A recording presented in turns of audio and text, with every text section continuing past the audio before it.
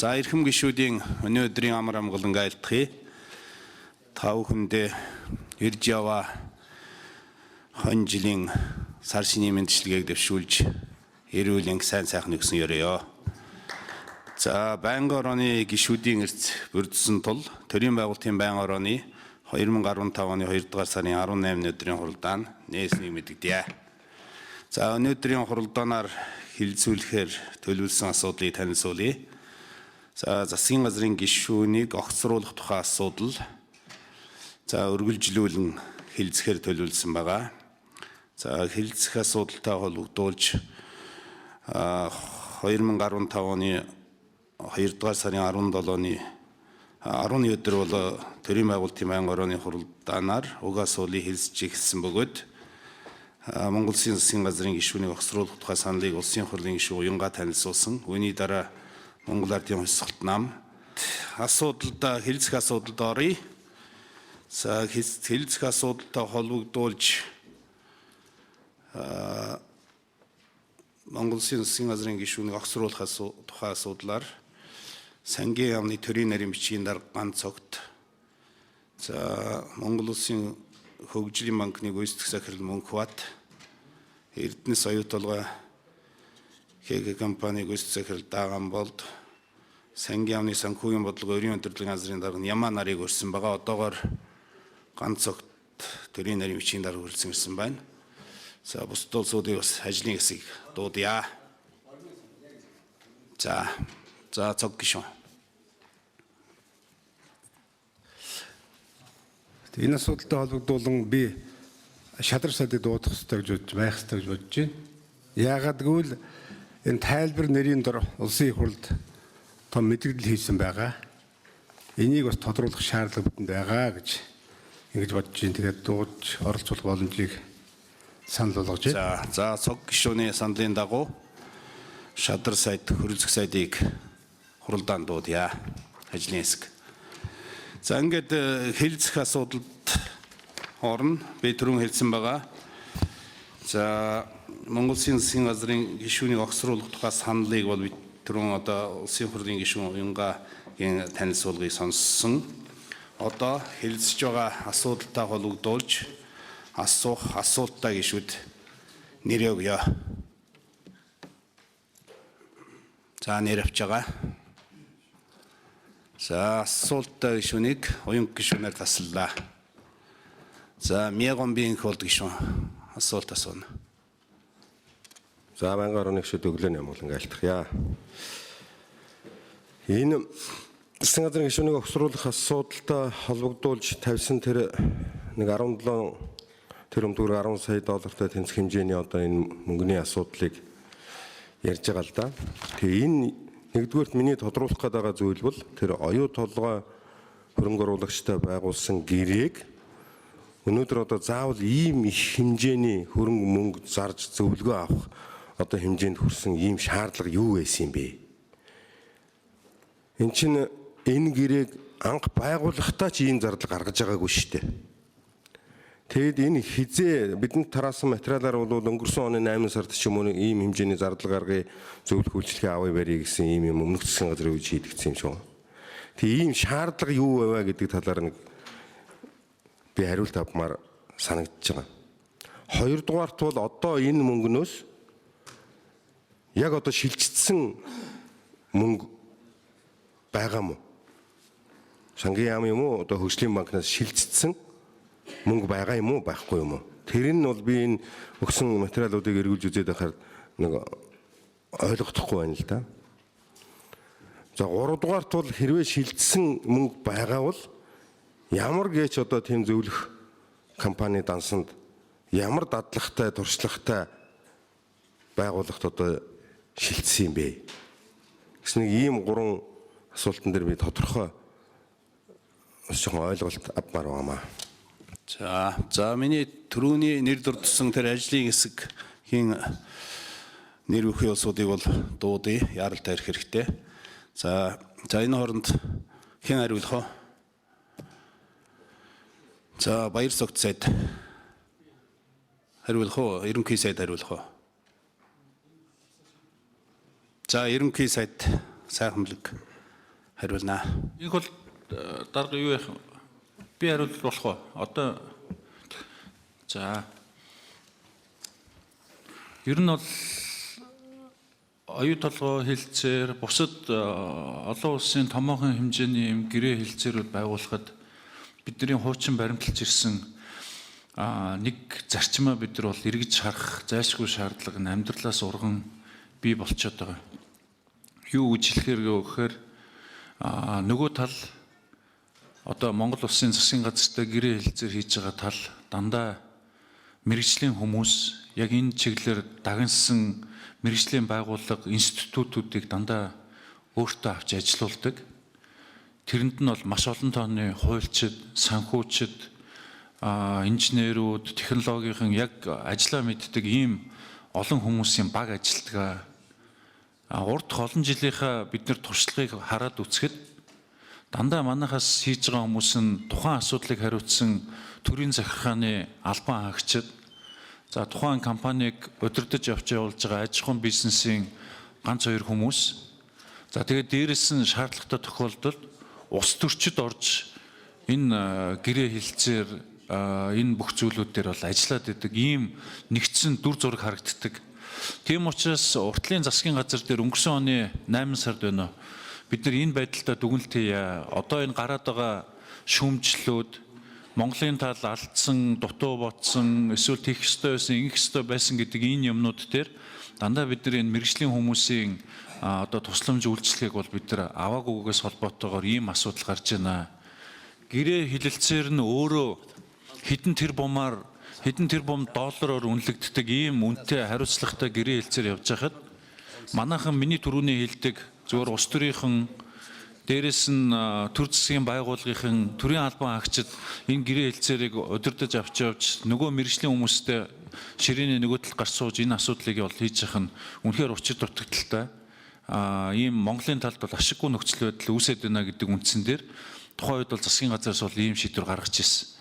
Шийдвэр нь болохоор зэрэг ямар нэг байдлаар одоо тухайлсан мөнгө төгрөг мэдхгүй учраас тэр 10 сая доллар хүртэл ийм хэмжээний зардал бол гаргаж энэ дотор бол бас зөвлөх үйлчлэгийг авч болно гэдэг ийм маягаар бол боломжийг бол нээж өгч ирсэн. Дараа нь бол бүгд бол процедурын асуудалтай. Дараа нь бид нар шинээр төсвийн тодтгол хийхэд ер нь энэ хөгжлийн банкн дээрээс гарч байгаа бүх зардлуудыг зөвлөл заалт болгоноор нь усын төсөвт оруулж ирж энийг зөвлөл заалт болгоноор нь баталж байна гэдэг энэ хэлбэрээр бол тухайн заалтууд нь бол орж ирсэн. Би бол ер нь цаашдаа Монголын төрд манай засагт бол энэ одоо зарчим бол үйлчиж явах ёстой ийм зарчмаа. Энийг бол тойрж улс төр ярихаас илүү улс орны эрх ашигыг бол ярьж эдгээр энэ бодлого дээр бол төвлөрөх ёстой гэж ингэж үзэж байгаа. Яагаад тэгэхээр зэрэг хэдэн тэрбум Америк доллараар ярьж байгаа энэ зардал дээр бид нар нэг бага хэмжээний мөнгө гаргаж энэ одоо яг мэргэжлийн зөвлөх үйлчлэгийг авч нөгөө талд нь бол тэд нар ярьж шít хуульчдын айрам үйлчж чинь гэж ярьдаг байхгүй нөгөө тал нь. Тэр хуульчдын айрамтай одоо гэрээг хийх, хилцээрийг хийхэд бол зайлшгүй мэргэжлийн чиглэлийн үйлчлэгээ бол авах шаардлагатай. Тийм учраас ер нь цаашдаа бол энэ асуудлаа бид нар нэгдсэн нэг ойлголтоор явж явах энэ зөв зарчим руугаа оруулахгүй бол болохгүй.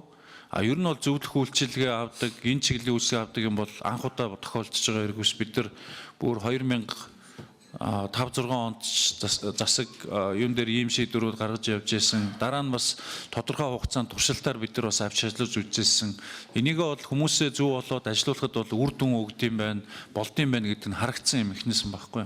Тийм учраас цаашид ер нь ийм чиглэлийн зүйл дээр улсын их хурл төсөн мөнгөө батлахтааш тэр тодорхой хэмжээний запастай нөөцтэй байж идэг. Энэ чиглэлээр нь бол Монгол улсын эрх ашигын төлөөлөл гэрээ хэлцээр хийж байгаа энэ төр засгийн хүмүүстэй, төрийн албан хаагчтай, мөн тухайн төрийн өмчийн компаниуд ч гэсэн бас яг зөвлөх юм үйлчлэгээ үзүүлдэг энэ чиглэлийн юмыг бол бид нар хууль эрхцийн хувьд бол зайлшгүй зохицуулж дэмжиж явж явах шаардлагатай зүйл байгаамаа гэдгийг хэлхийг хүсэж байна л. За нөгөө хоёр асуултанд бас хариулах хэрэгтэй байна те. Мөнгө шилжсэн үгүй юу? Шилжсэн бол хаана шилжсэн бэ гэж. За төрийн нарийн бичгийн дарга ганцэг.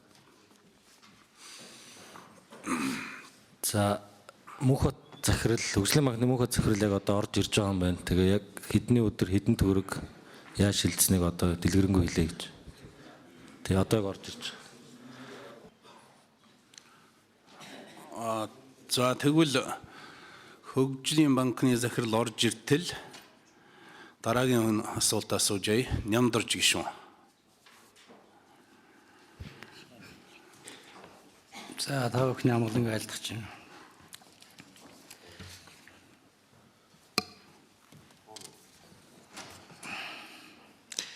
Одоо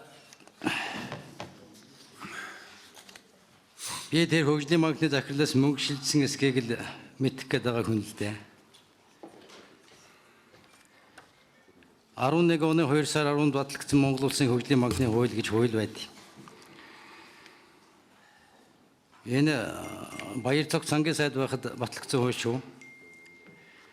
Тэр хуулийн 8 дугаар зүйлд хөгжлийн банк нь улсын хурлын баталсан Монгол Улсын хөгжлийн томоохон төсөл хөтөлбөрүүдийг санхүүжүүлэх зориул нь зээл болох үгээд санхүүжүүлэх төсөл хөтөлбөрийн жагсаалтыг улсын хурл жил бүрийн хаврын чуулганаар батална гэсэн залтаа ийм хууль одоо үйлчилж байгаа. 2 жил та нараас энийг шаардсан. Хөгжлийн банкнаас санхүүжүүлэх төсөл хөтөлбөрийнхаа саналыг оруулж ирж их хурлаар батлуулаа. Тэгэхгүй болвол наад хөгжлийн банкар дамжин санхүүжүүлж байгаа бүх үйл ажиллагаачийн хууль бус болно гэж Алт уугийн ерөнхий сайд байхад шаардаад та нар оруулж ирээгүй. Цаад талд нь ийм л юм болж яасан юм байна л да. Дур зоргоороо авирлах гэж ямар юмных нь хуульчдын найран байд юм. Авгаа нөхөр хоёр л байлаа шүү дээ. Нөгөө талыг чинь би хэлж байна. Тархины мэс заслын үед эндэгдэл гарах юм бол тэрнийг өмгөөлөх, үйлчлэх, үзүүлэх өөрөхтэй тийм хоёр авгаа нөхөр хоёр байлаа л дээ. Эднэрийн уул уурхад уяа толгойд өгдөг эмнэлгийн зөвлөгөө гэж хаашаа харсан байд. Ийм л юм та нар хийцгээсэн байна. Тэгээд тэр мөнгө шилжиж үгүй юу гэдгийг л одоо мэдмээр байна. Хэдэн төгрөг шилжсэн. Хууль бол гарцаагүй зөрчигдсөн. Энэ дээр бол яриад ах юм байхгүй. Энэ засгийн газрын 14 оны 8 сарын 28-ны тогтоолд Алт уугийг сайхан байлаг 2 гар өсгөрсөн байл. 10 хүртэл сая ам долларыг зохих журмын дага хавсарлах ёсоор санхүүжүүлэхийг хөгжлийн банкнд даалгах сугаа гэсэн тогтоол гарсан.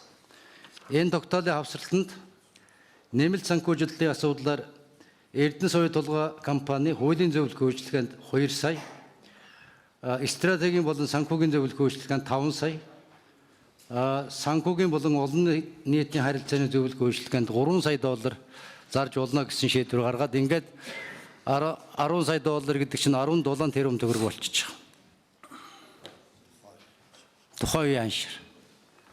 Долларын анш 14 оны 8 сард ч 1700 хавьдал байсан л да. Тэгээ сүүлд нь энийг баяр цогт сүүлд нь хууль ёсных болгох гэд бичгээ уулсан. Улсын хурлд бодвол хөгжлийн банкнд энэ мөнгийг нөхөж өгөх гэж байгаа юм байлгүй дээ. Улсын төсөв суулгахын бодвол ийм л юм болсон байлээ шүү дээ. Засгийн газраас иймэрхүү зардалд ямар журмаар яаж мөнгө гаргадгийг би мэдэн шүү дээ.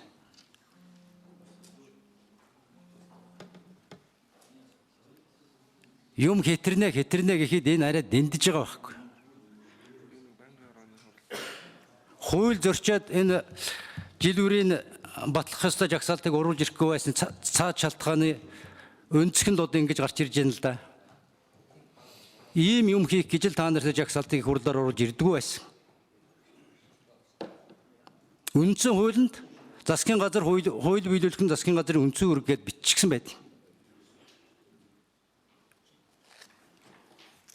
Тэгээ тэр мөнгө хэзээ шилжүүлсэн удаа хэлээд өгчих. Энэ мөнгөний учрыг заавал олох хэрэгтэй. Хулгайд намын харьяал байхгүй шүү.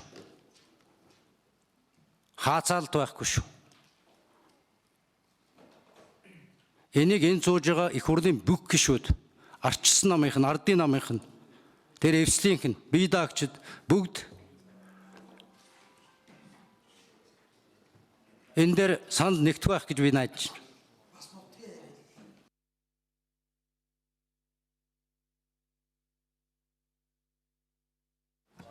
За ингээд хөгжлийн банктай холбоотой асуултууд гараад байна л да. Хөгжлийн банкны захирлыг хурдан дуудах хэрэгтэй байна. Ирж байгаа гэсэн мэдэрж байна. За энэ хооронд бас дараашийн гишүүн асуулт асуужээ. Болорчлон гишүүн.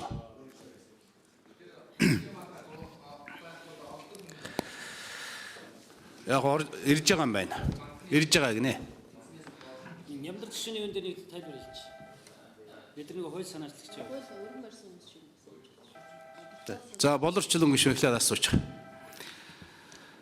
За бидагч гишүүд бид бол одоо анх бол баяр зүгт сайдад гарын үсэг зурсан сайдынх нь хувьд төсвөрөө оруулсан сайдынх нь хувьд бас шаардлага хүргүүлсэн юм аа. Тайлбар ирүүлээч ээ. Түүнээс шууд өргөн бариагүй. Тэр тайлбартаа яагаад зөвлөгөө авах нэртэйгээр Америкийн эмнэлгийн чиглэлээр үйлчлэгээ үзүүлдэг ийм компанид ийм их мөнгийг шууд шилжүүлвэ. Урьдчилгааг шилжүүлсэн шүд гэдгийг асуусан. Яагаад одоо Монгол улсынхаа эрдэмтдээс, хуульчдаас, эдийн засгчдаас зөвлөгөө авч болоогүй юу гэдгийг асуусан. Үүнд хариу ирүүлээгүй. Баяр зүгт сайд бол би дамжуулсан болохоос биш. Би одоо хариуцлага хүлээхгүй гэж хэлж байна. Тийм биш ээ. Баяр зүгт сайд бол шуудан зогч биш. Манай гамбаг хэлдгээр. Яагаад гэвэл төсвийн байнгын хороо руу одоо нэгдгсэн бадсан төсөв оруулангууд нь төсвийн байнгын хороон дарга болор энийг задлж оруулаа гэд задлж оруулахад нь 17,500 задаргаа нь мэдэгдэж илэрсэн юм аа. Энэ бол нямдар сайдын хэлдгээр үнэхээр хулгай гэж үзэж байна. Тэгэхээр яагаад Монголын эрдэмтэд эдийн засгч хуульчдаас зөвлөгөө авахгүйгээр энэ гадны эмнэлгийн чиглэлээр үйлчлэгээ үзүүлдэг компаниас одоо зөвлөгөө авах болсон юм бэ гэдгийг асуумаар байна. Хоёрдугаарт ер нь зөвлөгөө авах нэрээр цаана юм явдгийг ялангуяа энэ оюутлахоо төр урд нь гэрээ байгуулах үед зөвлөгөө авсан Goldman Sachs компани тэр аюуха компани хувьцаа эзэмшиж байсан шүү дээ. Сүүлд энэ мэдгдсэн. Эрх ашигын сонирхолтой зөрчилтэй байсан мэдгдсэн. Тэр үед нь энэ парламент байсан гишүүд энэ Монголын талын засгийн газрын зөвлөгөө авч байгаа компани чинь одоо нооггүй биз дээ гэдгийг асууж исэн. Энийг гаднаас нь парламент гаднаас бид ард түмэн хараа сууж исэн. Ингээл зөвлөгөө авах нэрээр ийм муухай хулгай явж байгаа учраас бид өргөн барьсан сүлдээ.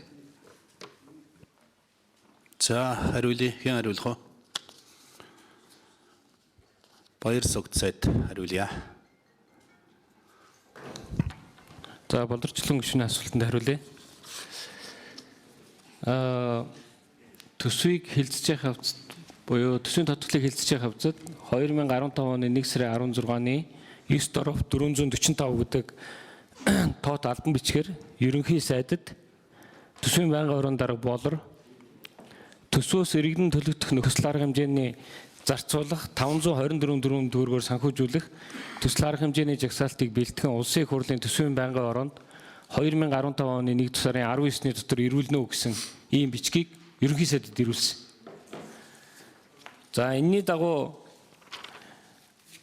Монгол Улсын хөгжлийн банкны 2015 оны 1 сарын 19-ны 2 доров 90 тоотоор сангийн сайд Ж Эрдэнэбатад хөгжлийн банкны гүйцэтгэх захирал энэ Мөнхбат албан тоотоор бүх жагсаалтыг хөргүүлсэн баг. Тэгээд дараа нь 2015 оны 1 сарын 19-ний өдөр засгийн газрын хэрэглэх газрын тэргуундэд дарга Солонгод төсвийн байнгын орооноос Монгол Улсын ерөнхий сайдд ирүүлсэн 2015 оны 1 сарын 16-ны өдрийн 9 доров 445 тоот албан бичгийн дагуу Монгол Улсын 2015 оны төсвийн тухай хуульд нэмэлт өөрчлөлт оруулах тухай хуулийн төсөл тусгагдсан төсвөөс иргэн төлөгдөх нөхцөлтөд хэрэгжүүлэх 524 тэрбум төгрөгөөр санхүүжүүлэх төсөл арга хэмжээний жагсаалтыг Монгол Улсын хөгжлийн банкнаас ирүүлсэнийг үүгээр хөргүүлж байна гэж сангийн яамны төрийн нарийн бичгийн даргын гарын үсгтээ ийм бичиг ирсэн. 7-1 доров 316 гэдэг. Энийг аваад одоо яг тэр сангийн яамнаас бэлдэж өгснийхэн дагуу 2015 15 оны 1 сарын 19-ны өдрийн хэрэг эрхлэх газар дорооп 138 гэсэн албан тоотыг болор гишүүнд хүргүүлсэн баг. Жагсаалтын төсөл хүргүүлэх тухай Монгол Улсын 2015 оны төсвийн тухай хуульд нэмэлт өөрчлөлт оруулах тухай хуулийн төсөл туссан засгийн газрын их усрээр болон улсын төсвөөс иргэн төлөв нөхцөлтөөр Монгол Улсын хөгжлийн банкаас санхүүжүүлэх төсөл хөтөлбөрийн жагсаалтын төслийг хүргүүлж байна. Хүлээ авч танилцсан уу гэсэн. Миний гар үсгт. Ийм л юм болсон. Тийм учраас болорчлон гишүүний хэлээд байгаа шиг би ямар нэгэн юм дээр гэрээ байгуулад гинтхэн энэ дотор оруулж улсын их хурл руу өргөн бариулаад батлуулсан зүйл бол огт байхгүй. Нямдорж гишүүний хэлээд байгаа ч гэсэн тийм зүйл байхгүй. Төсвийг хэн хаанд боловсруулдаг гэдгийг бид нар бүгдээрээ мэдж байгаа. Сангийн яам дээр бүх тоо нэгтгэдэг. Улсын их хурл руу хандж байгаа бүх хүчгийг засгийн газрын хэрэгжүүлэх газраас явуулдаг. Ийм л зүйл болсон. За баярлалаа. Болорчлон гишүүн тодруулъя. Гарын үсэг гэдэг чинь өөрөө хариуцлага л да. Хариуцлага өргөх гэж л одоо тэр сайдын засгийн газрын хэрэглэх газрын сайдын суултаар байгаа. Баяр зөв сайдын гарын үсэгтээ төсөх рүү орсоо. Төсөвт баяр зөв сайдын гарын үсэгтээ л орж туссан байгаа. Бид нар төсөвт суулгасныхаа төлөө өргөн барьсан. Хөгжлийн банкар санхүүжүүлсэн одоо санхүүжлэх хуулийг зөрчсөн. 10 дугаар зүйлийг. Ийм учраас өргөн барьсан юм шүү. Та бол төсөл санаачлагч. Төсөл санаачлагчаас асуулт асуусан хүн байхгүй үстэй. Гэхдээ танаас асуугаагүй болохоор та өөрөө хөндлөнгөөс хариулж болохгүй шүү дээ. Дэг нь тийм байгаа. Яг одоо дараагийн энэ одоо асуулт асуух гишүүд маань хинээс асууж байгаагаа тодруулж хэлээрэй. За содвол гишүүн.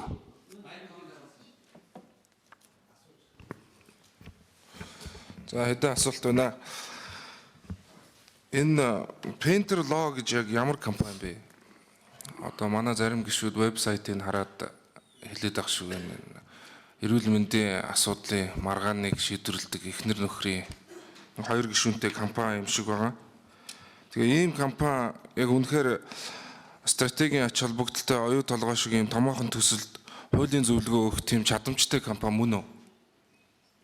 Яагаад ийм компанитай гэрээ байгуулад ийм их хэмжээний мөнгө шилжүүлэхээр ингээд төсөвт оруулж ирсэн юм бэ гэдэг асуулт байна. За дараагийн асуулт бол энэ засгийн газраас тайлбар ирсэн байгаа өргөн барих асуудал дээр. Тэгээд тэр Painter компанитай хийсэн гэрээг одоо хавсарсан байгаа. Гэтэ энэ хавсралтын дотор яг гэрээний гол үндсэн хуудас болох эхний хуудас нь байхгүй байх юм. Тэнд нь одоо нөхцлүүдээ ийм нөхцлөөр ингэж ажиллана, тэдэн төгрөгийн одоо үүрэгт ажил хүлээн гэсэн эхний хуудас нь байхгүй, хоёрдугаар хуудас нь ингээд хавсрагдаа явцсан байна. Энэ ямар очиртай юм болоо? Тэр гол асуудлуудыг үзэж болох уу? Тэрнтэй харж танилцмаар байна.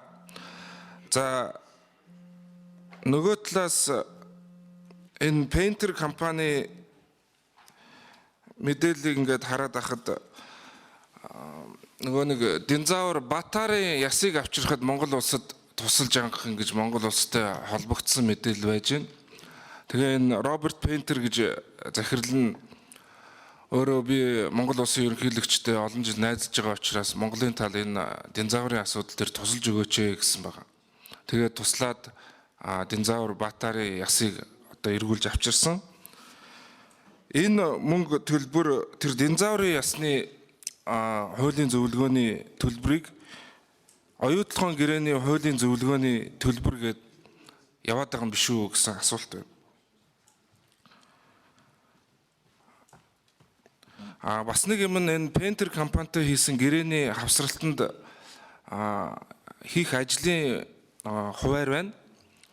Тэгээд өнгөрсөн оны 14 оны 12 дугаар сарын 10 гэхэд энэ хууль зүйн зөвлөгөөнийхөө анхны тайлангаа гаргаж өгнө.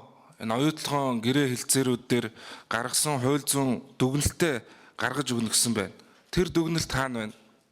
Энэ засгийн газраас ирсэн тайлбарт алга байна. Тэн дотроо одоо их нарийн тооцсон юмнууд байна л да. Энэ гэрээний дүгнэлтийн тэгээ зөвлөгөө юм байна гэсэн хийсэн ажлынхаа одоо анхны тайланг 12 сарын 10-нд гаргаж өгсөн байх ёстой юм байна. Тэр тайлангаа гаргасан уу? Энэ мөнгө авчаад тайлангаа гаргаж ажиллаа хийсэн юм уу энэ компани?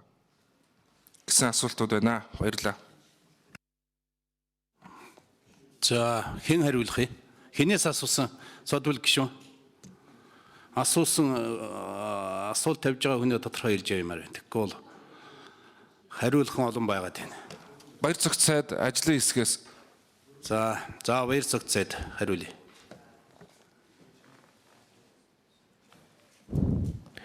Ажлын хэсэг хариулсан дээр баха. За ганцог хэн хариулах юм? За даваад орж захирал. Аган бол захирал хөөслөрөө.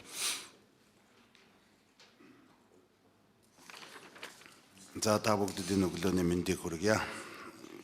Урьдчилж хэлээгүй байсан учраас ажлын техникийн хуралтай байж байгаад зөх хувцсгүй хүрээ дээр л уучлалт хүсье. За хэлцэж байгаа асуудалтай холбогдоод Роберт Пейнтер and Company гэдэг нь ямар компани юм бэ гэж энэ хуулийн компани Монгол улсад өмнө саяын асуусанчлан тэр динозавртай холбоотой ажиллагаа явуулж байсан юм байлаа, амжилттай хийж хэрэгжүүлсэн. Зарим нэгэн одоо шүүхийн ажиллагаанд оролцож Монголын сонирхлыг хамгаалж өмгөөлж явсан тодорхой хэмжээгээр Монгол улсыг бол мэддэг ийм Америкт байрладаг ийм жижигхэн хуулийн компани юм билээ. Яагаад энэ компанитай харьцах болсон юм бэ гэхлээр энэ бас удаан жилийн түүхтэй оюу толгойн гэрээ хэлэлцээр хийгдснээс хойш нэлээд олон жил өнгөрсөн.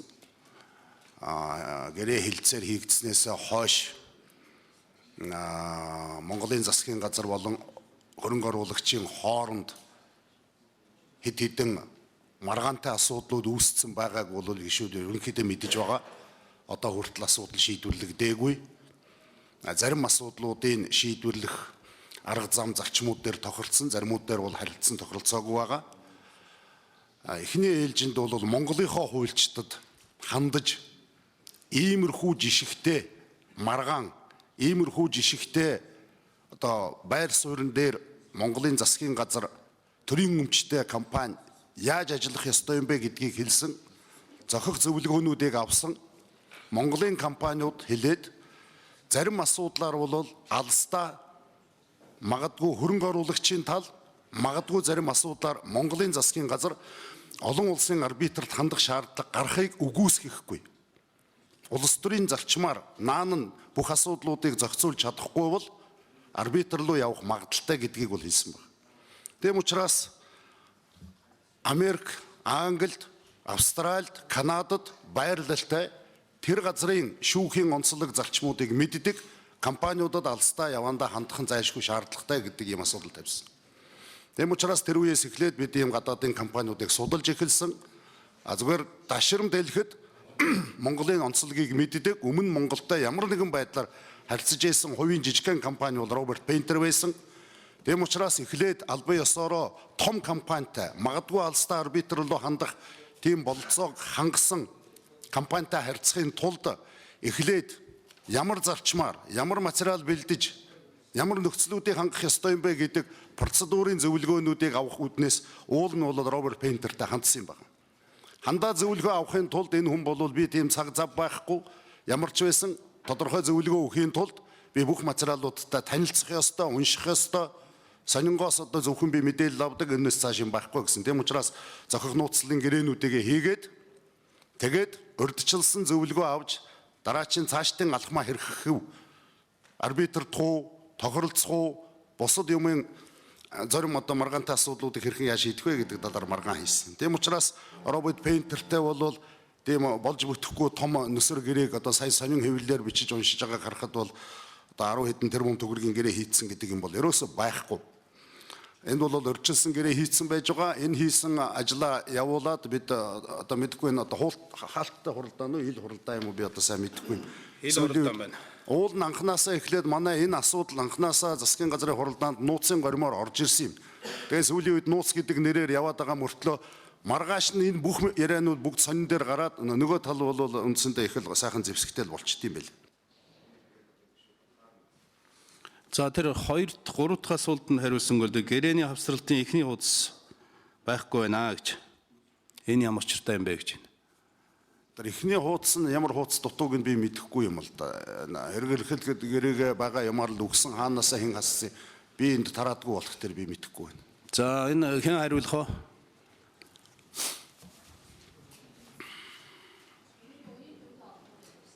За тэр гэрээний хавсралтын эхний хуудас байхгүй байгаа шалтгааныг олж хэн нэг хүн хариулж таарах байх л та. Хэн хариулах юм?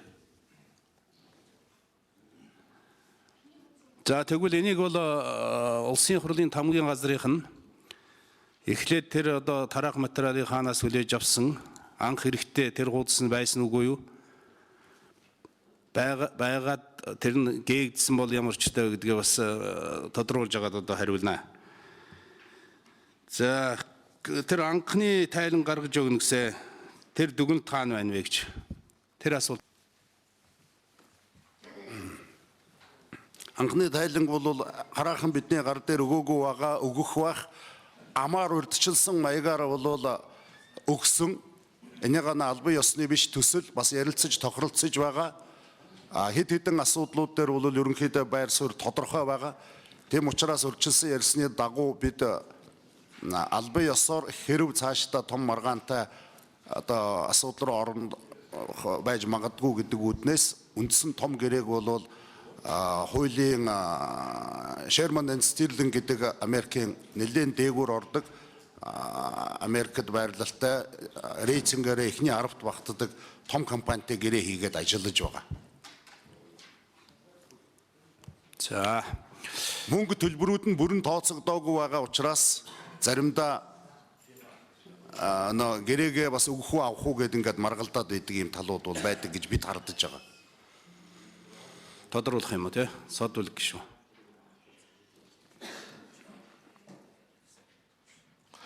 Энэ компани талаар яг бүрэн гүйцэд тайлбар авсангүй л дээ.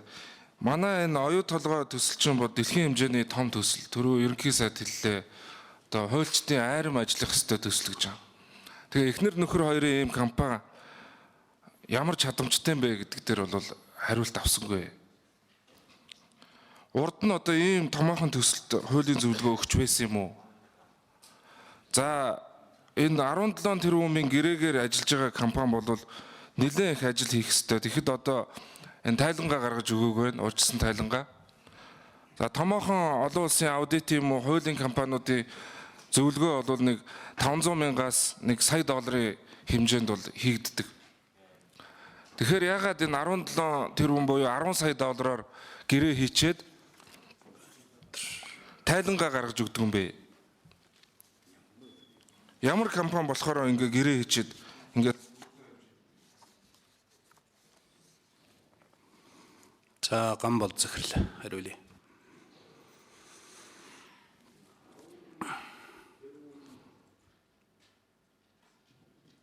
Доллар гэдэг юм яриа яваад байх юм.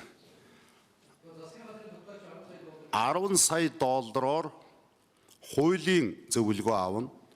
Төслийн санхүүжилттэй холбоотой эдийн засгийн үнэлэмжийг авна. Арбитр дахь тохиолдолд PR компанийг хүлслэн нийт том энэ оюу толгойн маргааныг таслахтай холбоотой нийт баталсан төсөв нь $10 сая буюу өнөөдрийн ханшаар 17.8 тэрбум төгрөг. Өнөөдрийн бидний ойлгож байгаагаар үйлчилж байгаа Монгол улсын хуулиар 30% нь улс утгаад авдаг. Тийм учраас энэ бол үндсэндээ $7 сая төсөв. $7 сая төсвийг нэг компанид өг гэсэн ямар ч тийм засгийн газрын шийдвэр бол байхгүй. Өнөөдрийн ёсоор албан ёсоор одоо хамгийн сүүлд байгуулсан хамгийн том Sherman Sterling-тэй одоо 2-7 хоног 3-7 хоногийн өмнө байгуулсан гэрээг аваад үзэх юм бол тэнд бол үнийн дүн тавигддаг.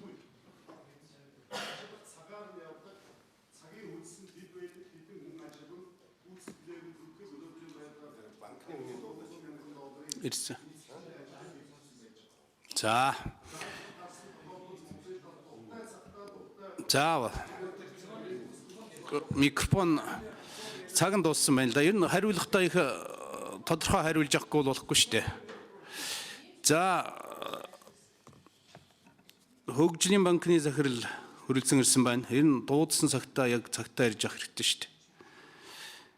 За, хөгжлийн банктай холбоотой Мягон Бинхолд гишүүн, Ямдарж гишүүнээр асуулт тавьсан. Эхний асуулт нь бол тэр Америкийн компанид за шилжсэн мөнгө байгаа юугүй юу? Хэрвээ байгаа бол ямар одоо зөвлөх компанид хэдэн одоо ямар хэмжээтэй мөнгө шилжсэн бэ гэдгийг асуусан. Ийм хоёр асуулт байгаа.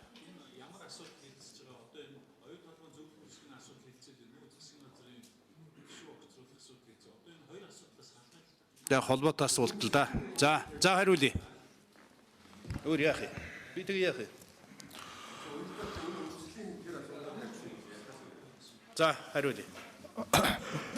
Мөнхөд хөгжлийн банк цаг баримтлагууд хөлцөлөвч одоогийн байдлаар засгийн газрын 2014 оны 8 сарын 28-ны 274 дүгээр тогтоолын дагуу Эрдэнэс оюутлогын компанид хуулийн зөвлөх үйлчлэг авах зорилтоор 260 мянган долларын санхүүжилт хийсэн байна.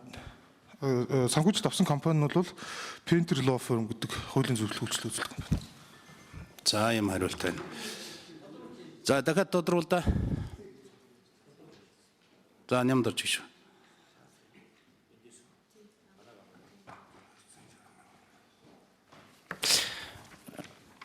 Хэдэн сарын хэдэн өдөр хэдээр шилжсэн юм? Яг нарийн тоогоор нь хэлдэ.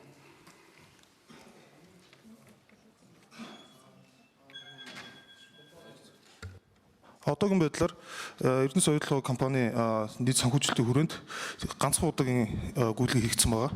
Нэг удаагийн санхүүжилт хийгдсэн байгаа. Тэр нь 2014 оны 11 сарын 12-нд түрүүнд дурдсан 260 мянган доллартай тэнцэх хэмжээний санхүүжилт байна. За уянга гişүү. Баяр цогцоод тайлбарлаж байна л да. Сангийн амны төрийн нарийн бичгийн даргын гарын үсэгтээ ирсэн бичигт гарын үсэг зураа цааш нь дамжуулсан гэж. За яг үнэндээ бол төсөв хөгжлийн банкнаас санхүүжүүлэх төсөл арга хэмжээний үнийн дүн бүхлээрээ орж ирсэн. За харин манай болор гишүүн төсвийн байнгын оронд даргуулвал энийгээ төсөл арга хэмжээний хөтөлбөрийнхөө жагсаалттай хамт явуулаа бэлтгэж ирүүлээ гэдэг бичгийг явуулаад энэ нь өөрөө энэ одоо 17 тэрбумыг энэ жагсаалтанд байгааг илчлэх юм үндэс болсон. Тэгэхээр одоо болорлууд чихэх ямар нэгэн мотивац бол танд гарч ирэхгүй. За ер нь бол та хуулиараа нэгдүгээрт таныг томилсон улсын их хурлын өмнө бүрэн ажлаа хариуцах ёстой. Хууль тогтоомж засгийн газрын шийдвэр энэ бүх юм чинь хууль журамд нийцж гэнэ үгүй юу гэдгийг хяналт тавьж гарын үсэг зурах ёстой хүн. Би таныг томилогдоход хэлжсэн. Та гарын үсгийг хариуцлагагүй зураад ах юм аа. Хятадын Монгол гэж бичсэн байхад нь зурж ил байдаг. Оюу толгоон гэрээг ашигтай гэж зурж ил байдаг. Одоо 17 тэрбумын зөвлөгөө авахд хүрсэн байна. Тэгээ энэ дээр та гарын үсэг зурахтаа маш хариуцлагагүй хандсан байхгүй юу?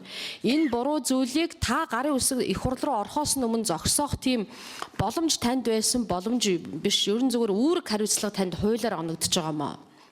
Засгийн газрын гишүүн нийт иргэн улсын ашиг сонирхлыг хамгаалах ёстой. Засгийн газрын хуулийн заалтуудыг би уншаад байна л да. Тэгэхээр 33 дугаар зүйлийн заалтууд байна. Тэгээ энэ бүхнийг та бол зөрчсөн юм аа. Тийм учраас таныг өргөн барьж байгаамаа. Төсвийн бас холбогдох заалтууд, хөгжлийн банкны төрийн гишүүдийн дурдаад байгаа 8 дугаар зүйл, 10 дугаар зүйлийг зөвхөн хөгжлийн баталсан Монгол улсын хөгжлийн томоохон төсөл хөтөлбөрийг санхүүжүүлэхэд зориулж зээл гаргах ёстой. За энэ зээл нь өөрөө дахиад шалгууртай. Энэ сонгон шалгуулалтын үр дүнд үндэслэн санхүүжүүлэх төсөл хөтөлбөр. Ингээд ийм юмуудыг таавал зөрчсөн юм аа. За дээрэс нь энэ ямар шалгуураар энэ компанийг шалгаж сонгосон бэ гэдгийг би ажлын хэсгээс асуумаар байна.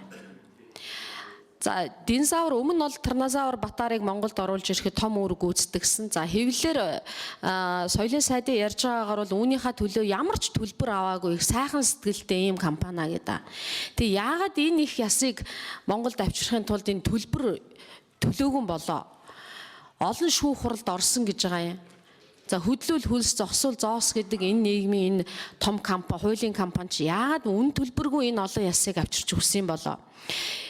Их үн нэг хардал төрүүлдэг, бас огт төлбөр төлөхгүй байх бас нэг том аюултай. Тэгэхээр энэ төлбөргүй хийсэн шалтгааныг та бас тайлбарлаж өгөөч. Нэгдүгээрт ямар сонгон шалгаруулалт явбаа, ямар хууль дүрм журмын дагуу хичнээн ямар одоо тендер зарлаад, хэдэн компани саналаа ирүүлээд, ямар хугацаанд явуулаад, яаж энэ компани шалгарваа гэдгийг та надад хэлж өгөөч ээ. Дааган бол дараа хариулах байх гэж бодож байна. За дээрэс нь 455 сая төгрөг бол 2014 онд шилжсэн. 14 оны 11 сарын 12-нд өөрөөр хэлбэл бид нар нөгөө төсөв батлагдахаас өмнө бол шилжсэн л дээ. Тэгэхээр би бол түрүүн баяр цогц сайдыг сайхан бэлэг ерөнхий сайд бол хэлээд ах шиг байна. Юу нь ямар асуудал хилцээд байгаа юм бэ? Хоёулаа холбоотой хоёр асуудал. Бас нэг хоёр дахь том үндэслэл бол би ёс зүйн асуудал бол таныг гарцаагүй одоо хөндөгдөж байгаа. Оюу толгойн гэрээг өөрөө байгуулсан. За энэ өөрөө байгуулсан гэрээндээ засгийн газрын гишүүн ёс зүйн хувьд бол энэ их төлбөр төлж дахиад зөвлөгөө авах хэмжээнд одоо өөрөө ингэж нууж хааж оруулж ирсэн улсын хурлыг бас хууль бус шийдвэр гаргахад хүргэсэн ингэж үзэж байгаамаа. Тэгэхээр төсвийн байнгын ороор чихэх ямар ч асуудал PR зөвлөгөө авна гэдэг юм даагаан бол дараа том хөрөнгө оруулагчид бол PR гэж юу болохыг мэддэг. Тэд нар бол тархиа угаалгадаг хүмүүс биш байхгүй юу? Харин ч эрх ашгаа хамгаалах гэж бусдын тархийг угаах гэж төлбөр төлдөг хүмүүс байдаг юм аа. Тэгэхээр энэ PR зөвлөгөө гэдэг чинь бол нэг тийм халахвч маягтай сонсогдоод байгаа. PR зөвлөгөө авч яах гэдэг хэний тархийг угаах гэдэг. Хөрөнгө оруулагчд бол тархиа угаалгахгүй. Зөвхөн Монгол хэрэгтэй байна уу? Энэ PR зөвлөгөөний чинь ажлын одоо объем нь яг юу юм бэ? Энд бол гэрээнийхээ төслийг та нар байгуулсан ба. За энэ бол оюутлогоотой санхүүгийн зөвлөгөө авах Painter law, хуулийн зөвлөгөө авах Painter law-гийн гэрээ байгаа юм. За энэ бол стратегийн болон санхүүгийн зөвлөгөө авах гээд McLean Associates гэдэг Америкийн компани байна. Ямар ч үсэн гэрээний төсөл бол боловсруулагдсан байна. Энэ санхүүгийн болон PR зөвлөгөө авах Charles River Associates гэдэг Америкийн компанитай гэрээний төсөл бол байгуулагдсан байна. Яг түрүүний батлагдсан гэрээтэй. За баяр цогц сайд хариулъя.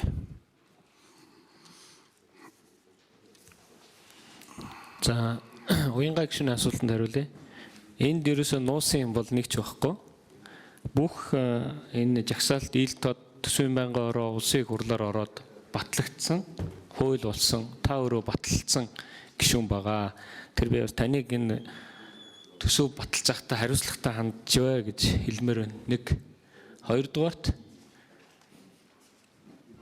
төсвийг бол нэг сайд бол баталдаггүй, боловсруулдаггүй.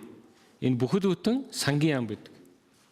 Сангийн яам баталж боловсруулад засгийн газрын урлаараа хилцүүлээд улсын их хурл руу өргөн барьж байгаа бүх хүчгэн дээр засгийн газрын хэрэг эрхлэх газрын дарга гарын үсгээ зурж хүргүүлдэг. Тэрэн дотроос аль нэгийг нь хасах юм уу нэмэх эрх засгийн газрын хэрэг эрхлэх газрын даргад бол байхгүй. Яг одоо энэ зааланд засгийн газрын хэрэг эрхлэх газрын даргаар ажиллаж исэн 5 хүн сууж. Тэгэхээр уянгаа гишүүн ингэж микрофон ашиглаж буруу тайлбар хийж болохгүй гэдэг хэлэх баярлалаа. За тодруулъя.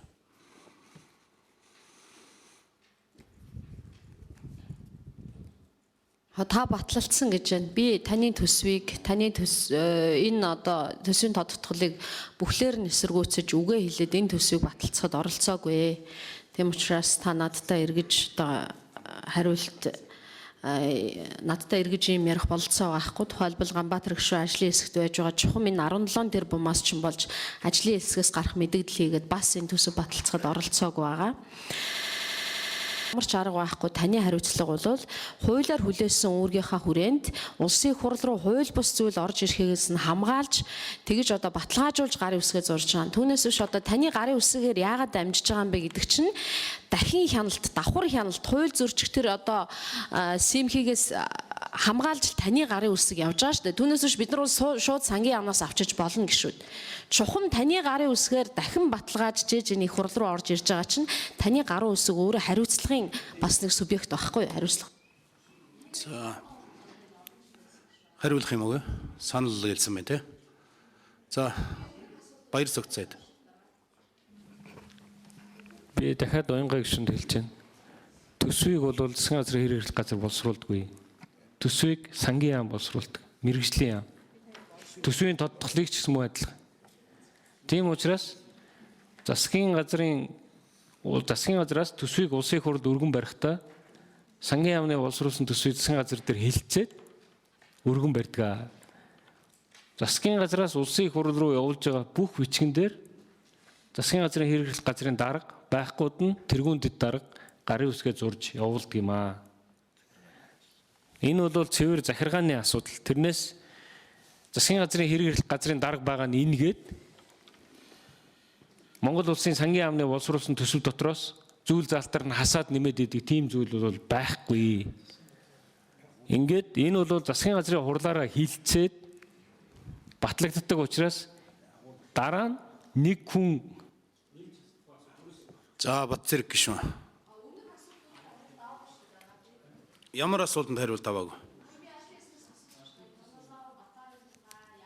За ажлын хэсэг хариулъя. Хэн хариулах вэ? Ажлын хэсгээс Гамбол захирал.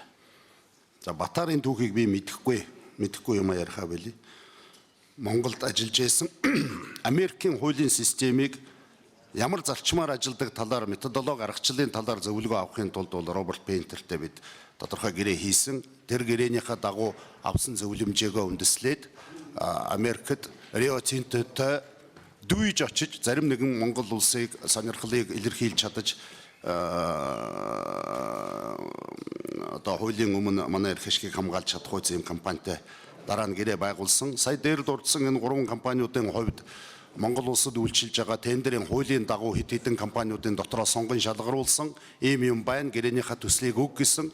Тэгээд манай түүзийн гишүүд сонгон шалгаруулах комиссийн гишүүд харилцаж хагаад энэ гуравтай бол гэрээ байгуулах шаардлагагүй гэж үзсэн учраас би энэ Клайн, Чарльз Ривер, Роберт Пейнтерийн асуудлуудыг өнөөдөр энд ярих шаардлагагүй гэж үзэж байна. Түрүүний хэлсэнчлэн Sherman Sterling гэдэг компанитай гэрээгээ байгуулчихад одоо ажиллаж байна.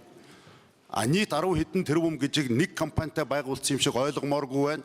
Улсын төсвийг бол бид нэлээд олон сарын өмнө хагас жилийн өмнө шахуу өргөн бариад дөнгөж 11 сарын үед батлуулж аваад мөнгөө захиран зарцуулах эрхээ авсныхаа дагуу бид дараа нь гэрээ байгуулж ажиллаж эхэлж байгаа.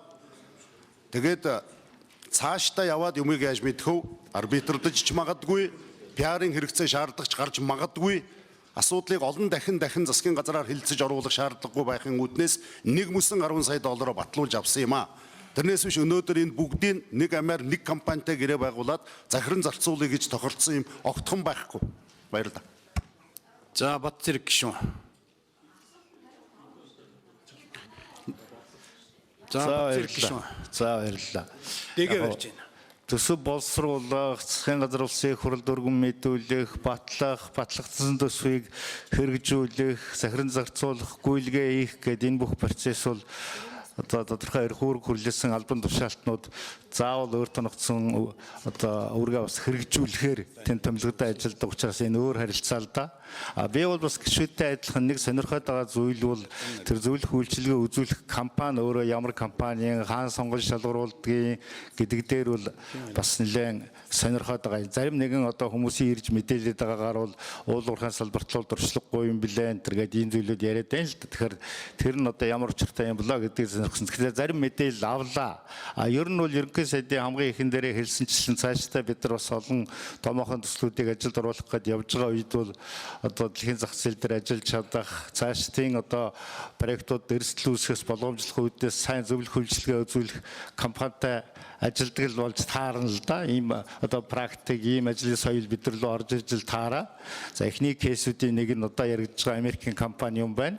Гэхдээ энэ компани өөрөө одоо чадамжийн хувьд тэр одоо гишүүдээс зарим нь гараад надад жишээлх юм бол нэг уцтаад бас л одоо Хьюстон гэсэн баха Америкийн нэг хотын одоо захын дүүрэгт нэг 2 давхар жижиг офистой зөвхөн иргэдэд эрүүл мэндийн чиглэлээр зөвлөх үйлчилгээ одоо хуулийн зөвлөх үйлчилгээ үзүүлдэг ийм компани ах юм аа энэ төр тэгээ ярьж байсан. Тэгтээ зэрэг тэр одоо тим компанитай гэрээ хийхээр одоо сонгодог нь ямар учиртай юм болоо гэд бас жаахан одоо эргэлзэж гайхаж байсан л да. Энэ тал дээр л уул нь одоо эргэлзээ гайхшраал тайлчвал зүгээр байгаа. Яа наад албан тушаалтан гарын үсэг болсон бол арай харилцаа нь өөр юм аа. Санал байна те. За цодбол гишүүн тэр гэрээний авсралтын эхний хуудсыг авсан уу? Авсан байна. За ингээд гишүүд асуулт асууж дууслаа. Одоо хэлэлцэж байгаа асуудалтай холбогдуулж өгөх хэлэх гишүүд нэрээ өгье. За сайхан бэлэг гишүүнээр саналыг таслалаа. За даваа цэрэн гишүүн. Даваа цэрэн гишүүн. Тэгэхээр бас өнөөдөр явж байгаа хурлыг байнгын орны хурлыг ажиглаж яхад бас нэг талаа барьсан хамгаалсан юм аягтай бол шуган дэлгэрэнгүй ер нь бол энэ улсын хурлын гишүүний өргөн барьж байгаа асуудал гэж үнэлтэй үнэлгүй гэдэг зүйлийг ярих ёстой. Тэрнээс биш одоо хин нэгэн сайд засгийн газрын хэрэг эрхлэх газар бидний эсрэг мэдгдэл хийнэ гэдэг бол энэ утгагүй зүйл байхгүй юу? Цаашдаа юм буруу жишг тогтохгүй гэж хин нэг сайдыг өргөхөөр хин нэг нь одоо мэдгдэл хийдэг юм байж болохгүй ш. Төрийнхөө эсрэг мэдгдэл хийж байгаа байхгүй юу? Энийг шийддэг газар нь их хурл. Үнэлтэй үнэлгүй юу гэдгийг их хурл ярина. Шадар сайд хүртэл бидний талаар дүгнэлт гаргасан билээ. Тийм байж болохгүй шүү. Дүгндэг нь биш шүү. Тэгээ бидний тухай бичиг үсэг мэддэггүй юм бичсэн байл ш. Тийм дүгнэлтийг чи тавих хэрэггүй байхгүй юу? Ерөн зүгээр баяр цогцын хувьд бол ёс зүйн асуудал яригдах ёстой болчих нэмэгдээд. Өөрийгөө хамгаалахаар яамыг засгийн газрын хэрэг эрхлэх газрыг одоо төрхөрч мэдгдэл хийх нь бол энэ хууль зөрчил асуудал бас мөн байхгүй юу? Бидний өргөн барьж байгаа асуудал бол энэ хөгжлийн банкны санхүүжилтээр 2015 оны төсөв тусгуулах асуудлыг баяр цогт гишүүн гарын үсэг сурвалж оруулж ирсэн төсөв тусах үндслэл болжээ. Энэ бол одоо хөгжлийн банкны хуулийн 10 дугаар зүйл тавьж байгаа шаардлагуудыг зөрчтэй л гэдэг асуудал шүү дээ. Ийм л зүйлийг бид тавьсан. Гарын үсэг зурагтай хүн хариуцлагатай хандах хэрэгтэй. Тэр тусмаа ялангуяа оюутлоготой бас одоо холбогдож ирсэн гишүүний хувьд бол энэ дээр анхааралтай хандах хэрэгтэй байсан. Тэгээд баяр цогтод нэг буруу жишээ байна. Гадаадад данс мансны асуудал ярихээр дэд дарга өгчихгөн. Одоо болохоор бас би зүгээр л гарын үсэг зурдаг. Зүгээр л одоо шуудан зөөгч гэдэг ингээд Монгол улсын засгийн газрын хэрэг эрхлэх газрын дарга сайд хүн байж ийм яриад байж байгаа. Хариуцлагатай хандах ёстой шүү дээ асуудалд. Дайжаа бүр өөргөлийн үүрэг дээр байгаа шүү дээ. Энэ хууль тогтоомжийн биелэлд хяналт тавь шалгалт хийх эрх үхий сайд нь байхгүй юу? Тэр битгий. Тийм үүрэг байгаа. Засгийн газрын тухай хуулийн 33 дугаар зүйл дээр байж байгаа. Энэ бүрэн үндэслэлтэй асуудал. Бид нар бол үндэслэлийн тухай л ярина. Тэрийг үндэслэлтэй эсхийг бол их хурл шийд. Их хурлын гишүүд тэгэл одоо өөрийнхөө ихтгэл үнэмшлэр шийдцгээ. Тийм л зүйл. Тэрээс засгийн газар энэ дээр нэх одоо бидний эсрэг мэдгдэл зэдгдэл хийгээл ингээд байх юм байхгүй. Харин нэмж өөрсдөө оруулж ирэх асуудал болов зүгээр. Би бол энэ баяр цогтын асуудал дээр бас бодож байгаа шүү. Энэ ингээд хамгаалаад үйлдэлээ ихэд сая засгийн газрын хэрэг эрхлэх газрыг улсын их хурлын гишүүдийн нэр хүндэд халдсан асуудлаар хаврын чуулган дээр дахиад өргөнө. Яагаад бидний эсрэг мэдгдэл хийж байгаа? Яагаад Монголын төрийн эсрэг мэдгдэл хийлгэж байгаа? Энэ дээр гүтгсэн тухайн асуудал огт байх. Бид гэрээ хийлээ гэж баяр цогтой яриаггүй шүү дээ. Энэ асуудлыг төсөв тусгууллаа гэж ярьсан шүү дээ. Тийм учраас өнөөдөр та нар яаж шийдсэн? Хавар бол бид нэр засгийн газрын хэрэг эрхлэх газраар улсын хурлын эсрэг мэдгдэл хийлгэсэн асуудлаар нь дахиад энэ асуудлыг хөндөх болно. Хувьдаа ашиглаж болохгүй ш тэр байгууллагыг. Тэр тусмаа их хурл руугаа мэдгдэл хийгээд гүтгэлээ гэж. Гүтгэлээ гэдэг чи одоо их хурлын гишүүнийг гүтгэлээ гэж ярьж болохгүй ш. Өргөн барих асуудал бол үндсэн хуулиараа, улсын хурлын хуулиараа улсын хурлын гишүүний бүр ихтэй байгаа байхгүй юу? Энийг яаж шүү хөөхөр ерөөсөө үндэстэй үндэсгүй л гэж шүүн. Тэрнээс биш төрийн нэг байгууллага улсын хурлын гишүүн гүтгэлээ гэдэг зүйлийг ярих ёсгүй байхгүй юу? Энэ бол бас манай улсын хурлын халдшгүй байдлын дид хороо, ёс зүйн хороо анхаарах ёстой асуудал болсон байдаг юм. Ингээд сүүлдээ хин нэг сайдын өргөхөөр нөгөөх нь их хурлын гишүүдийг гүтгэлээ гэж мэдгэл хийж идэг. Ийм төр байж болохгүй шүү дээ. Ийм зүйлийг бол бид нар хэлчих ёстой гэж ингэж бодож байна. Тэгээ энэ дээр бол одоо итгэл үнэмшлэрэл гишүүд хандах ёстой. Үндэслэлтэй үндэслэхгүй гэдэг дээр бол гэдгийг л би хэлэх байна. Баасан хөө шүү. За баярлалаа. Гэхдээ би одоо ерөнхийдөө энэ хэлцэж байгаа асуудлыг хараад бичиг хэргийн ажилтныг одоо огцруулах гэдэг нь үл гэж ойлгоод байна л да. Яг үндсэндээ одоо улсын хурлаар 17 тэрбум одоо за 17 сая доллар гэж ойлгоё. Одоо манай захирлын хэлж байгаагаар бол 7 сая доллар их бага мөнгө юм шиг сонсогдоод байгаа мөн хайшээ би бол ойлгохгүй. Уг нь бол улсын хурл төсөл арга хэмжээг санхүүжүүлэх гэж явал төсөл нь хаана гам бол гэж би гайхаад байгаа байхгүй. Тэгэхээр төсөл нь одоо ерөөсөө харагдахгүй байгаа болохоор би бол энэ дээр гайхаж байна. Би өөрөө өмгөөлөгч байсан өнөөдөр үнэгүй өмгөөллийг хүмүүнлэгийн байгууллага хийдгэлд. Тэгэхээр ерөөсөө манайхан тэг төөрөх хэрэггүй. Юу гэвэл Америкууд хоёр янзаар мөнгө авдаг. Нэг нь ажлын хөлс байдлаар, нөгөөх нь зардлаас нь суудах байдлаар. Зүгээр анхын Батарыг оруулж иргэсэн худлаа шоунаас болоод асар их зардал гарсан байхгүй. Тэгэхээр нь зүгээр за энэ зардлын баг зардлаас нь шимтгэл авсан асуудал ч байж болох талтай. Энийг шалгах ёстой. Тэгээ одоо энийхээ 2 дугаар ангийг хийж байгаа байхгүй юу? Тэгэхээр зүгээр энэ дотор зүгээр яг энэ сайд өөрөө яг ямар хамааралтай байгааг бол би хэлж мэдэхгүй байна. Үндэ бол бид нар ерөнхийлөгчийгөө энийг бол албан ёсоор анх энэ асуудлыг яаж оруулж ирсэн бэ гэдгийг л ярмаар байгаа юм л та. Тэр хүнийг хаанаас олсон, яаж олсон, яагаад энэ хүн гинтхөө ороод ирсэн гэдэг. Америк бол Канадтай ойрхон юм мундаг хуулийн компани бол зөндөө байгаа, битүү байгаа. Тэгээ одоо дэлхийн топ 50 компани гэж байж байгаа. 2 сая доллараар бараг авчих шүү. Америкуудын өнөөдөр ажлын үйлс юу яадаг вэ гэвэл тэд нар сараар ярьдгүй, жилийн орлогоор ярьдаг.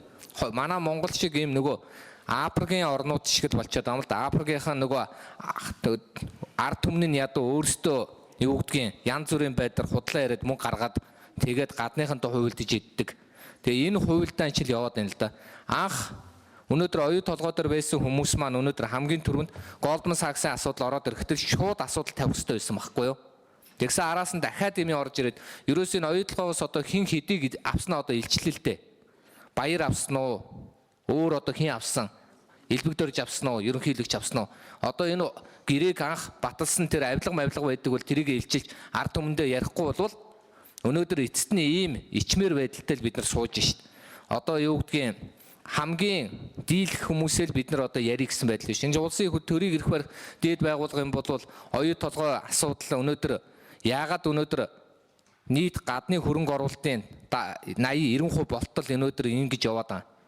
Хулгай хийж болдог болчиход байгаа. Тэгээ бид нэр өнөөдөр хуулийн зөвлөгөө авахдаа энэ бол гадаадаас зөвлөгөө авч болно. Дотоодоос зөвлөгөө авч болно. Асуудал нь гадаадтай байгаа биш.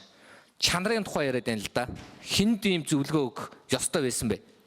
Батар дээр үнэгүй болохоор нь алтан гац одонтой болохоор зөвлөгөө авъя гэж ярьдаг. Ийм тэнэг байж болохгүй байхгүй юу? Үнэгүй өгсөн гэхээр нь. Тэгэхээр би бол юу гэж үзэж байгааг бол одоо бошуухан энэ төслөө буцаа. Тэр мөнгөө буцааж аав. Тэгээд одоо энийг зэгцэл. Ийм л одоо саналтай байна л да. Яагаад гэвэл Монголын ард түмэн өнөөдөр тэнэг бишээ. Өнөөдөр Монголд өнөөдөр дэлхийн нөлөө бүхий хуулийн компаниудын чинь төлөөлөгчийн газар ороод ирсэн байж байна. Артур Андерснаас ахуулаад одоо юу байдгийг. Bonalix гэх мэтчлэн ингээл янз бүрийн нэртэй компаниуд байна. Гэхдээ тэднийг бид нар энд авчираа ядаж суугаад тэдний чинь өнөөдөр үзүүлэлт хэрэгтэй болохоос Америкт байгаа авгаа нөхөр хоёрын тухай бид нар өнөөдөр энд яриад чи өөрөө ичмээр байхгүй. Тэр хоёр бол мэдээж утгагүй мөнгө авч байгаа болохоор өнөөдөр баярлалаа биднийг тэнэг гэж суугаад энийг явж байгаа. Тэд юугаараа илүү юм.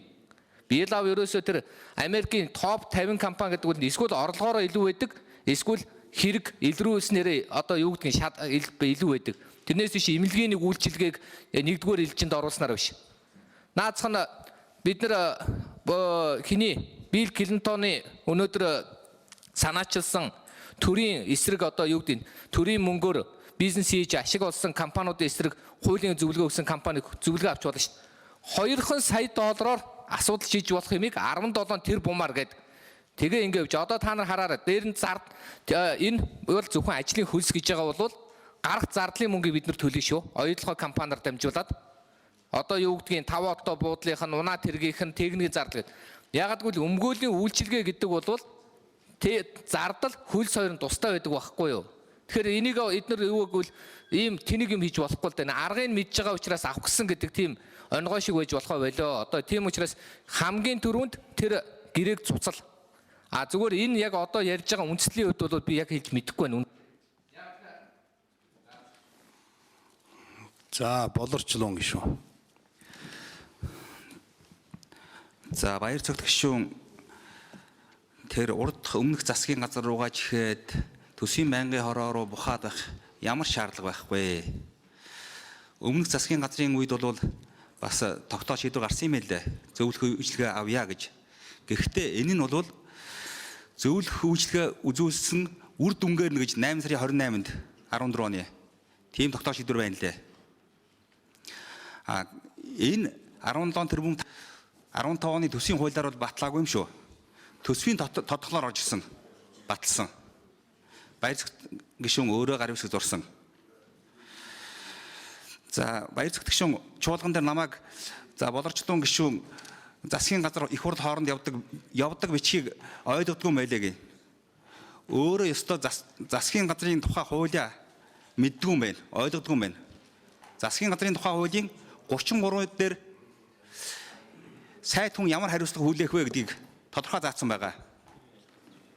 Хэрэглэхийн сайд, засгийн газрын хэрэглэхийн сайд. Тэрийг уншаагүйгаас ингэж алдаа гаргаж байгаа юм уу? Санаатай санамсаргүй юу? Ер нь гарын үсэг гэдэг чинь өөрөө хариуцлага, тэр чигээр хариуцлага. Сургуулийн захиралч гарын үсэг зураад хариуцлага мэддэг. Нэг хойрол хажуу захиралч хариуцлага гарын үсэг зураад зурх үедээ ойлгодгийг. Монгол улсын засгийн газрын хэрэглэх газрын сайд гарын үсэг зурчаад би сангийн амнаас орж ирсэн бичгийг дамжуулсан болохоос биш тэр болгон дээр гарын үсэг зурдаг. Би нэмж хасах хэрэггүй гэж.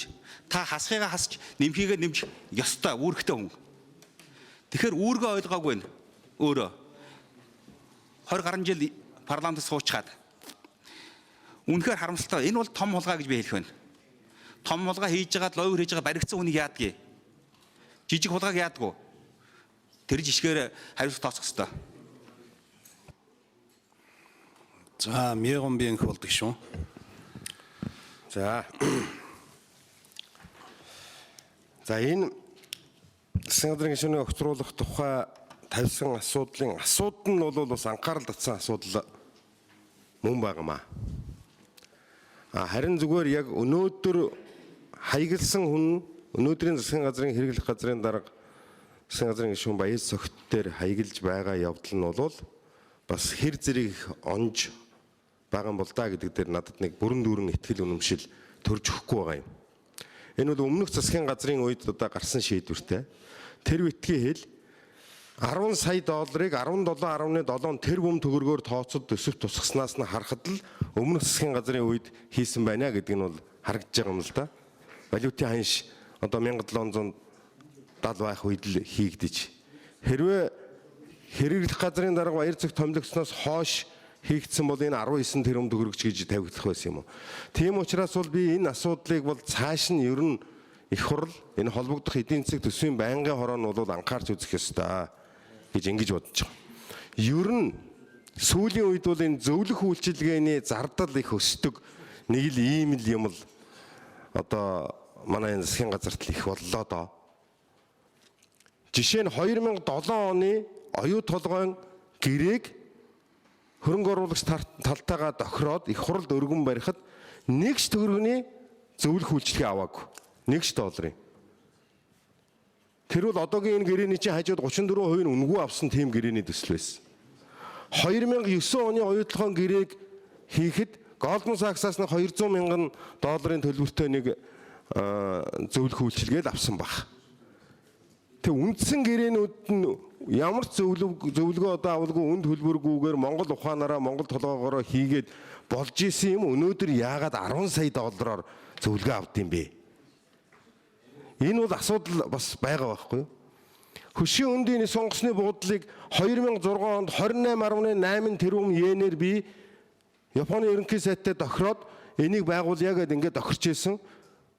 Тэгэхэд өнөөдөр нэмэгдэл зардал нь 33.3 тэрбум йен гээд нөгөө 2006 оны үндсэн өртгөөс нь илүү одоо зөвлөх үйлчлэгээ авах юм бол ингээд яриад явцсан байж. Эгийн годын усан цахилгаан станцыг 328 сая доллараар хийхээр байсан одоо 500 болоод бас л одоо төслийн нэгж байгуулаад энэ юмны үн өртөг өсөж болно. Тэгэхдээ өсөхөд бас хэмжээ бий. Зөвлөгөө авахд бас хэмжээ бий. Ер нь нэг зөвлөх үйлчилгээ гэдэг нэрээр юмны үн өртгийг өсгөхөд байдаг энэ арга чаргаа засгийн газар болиул дээрээ. Хямралтай хүнд байгаа үед бол ингэж одоо бас тал талаас нь одоо янз бүрийн юм ярьж хомсолдог байдлыг бол би зохимжгүй гэж үзэж байгаа. Тэгэхээр их хурл бол одоо энэ асуудлаа бол цааш нь нэг талаад үзэх хэрэгтэй. Үнэхээр өнөөдөр оюутлахын гэрээнд 10 сая долларын зөвлөмж авах ийм нөхцөл байдал тулдсан юм уу, гүй юм уу гэдгийг бол үзэх хэрэгтэй гэж бол би ийм саналтай байгаамаа. Харин зүгээр энэ яг баяр цагт гэдэг хүнийг огцруулах шалтгаан одоо болгож оруулж ирсэн дээр нь бол бас нэг яг энэ асуудал мөн үү биш үү гэдэг дээр бол би яхаа эргэлзээтэй байна. За уянга гişүн. Энэ бол ямар ч эргэлзээ байхгүй маа гişүдээ. Үндсэн гэрээг ямар ч зөвлөгөөгүй хийсэн гэж сая инх бол дарах ирлээ. Үндсэн гэрээг баяр цогт хийсэн. Гол оролцогч нь. За гэтэл ийм сайн гэрээ хийчээд байтал чинь баяр цогт. Энэ дээр ийм хүртэгтэй гэрээ одоо зөвлөх үйлчлэгээ авахуц болцсон байгаа байхгүй. Энийг хянах үүрэг эрх тэр бүх юм нь яг л баяр цогт сайдаар дамжиж байгаа. Баяр цогт сайд үгүй ядаж гүйлгэж хараад үгүй миний хийсэн энэ сайн гэрээнд юу зөвлөгөө авах болчихоо яагаад ийм мөнгө тусчваа гэж хянах тийм үүрэг өөрөө баяр цогт сайдад байгаа байхгүй юу? Энэ гэрээгээр дамжаад гэрээг өөрөө баяр цагт сайд хийсэн энийг бүр гардан одоо ч үргэлжлүүлэн дараагийн хөрөнгө оруулалтын асуудлыг шийдэхэд нөлөө бүхий оролцож байгаа хүнийхээ хувьд энэ гэрээтэй холбоотой зардал бол зүгээр оюутлогын гэрээтэй холбоотой зардал бол зүгээр л одоо нүдэн дээр нь шууд тодорч харагдах ёстой ид байгаамаа уулна. Тэгэхээр энэ том зардлыг өөрөө гэрээ байгуулсан хүн бэжэж тэр гэрээнд нь зөвлөгөө өгнө гэж яхад хяналтгүйгээр гарын үсэг зурцсанд нь л асуудал байгаамаа. Тэгээд энэ мөнгө нь өөрөө оюу толгоогоор дамжиж байна. Шууд пейнтер лоутой биш. Тэгэхээр энэ бол гарцаагүй баяр цогт сайттай холбогдохоос өөр ямар ч арга байхгүй. Гарын үсэг зурагчийн ерөөс тэр байтугай бид нар бол өмнөх засгийн газарт хариуцлага тооцсон. Өмнөх засгийн газраас орж ирж байгаа төсвийг тэр тусмаа одоогийн хэрэгжил газрын дарга хянах хэрэгтэй байхгүй. Энэ нөхдүүд юу оруулаад ирсэн бол яасан бол гүн чи ядаж гүйлгэж харнаа да. Би бол гарын үсэг зурж байгаа бичиг болгоноо ядаж гүйлгэж харах хэрэгтэй шүү дээ. Бид нар хичнээн завгүй байсан ч гэсэн. Гэхдээ бид нар хамаагүй ингээл гарын үсэг канвераар зурдаг юм бол баяр цогт гэдэг толгойтой хүн байх шаардлагагүй үстэй. Тин чин автомат гарын үсэг зурагч байхад л ёстой нөгөө ухаалаг төрөнд байхад л болчихно шүү дээ. Тэгэхээр энэ гарын үсэг зурах бол хамаагүй болтой юм яриад байгааг энэ олон жил төрд ажилласан хүмүүсийг би гайхаад болохгүй.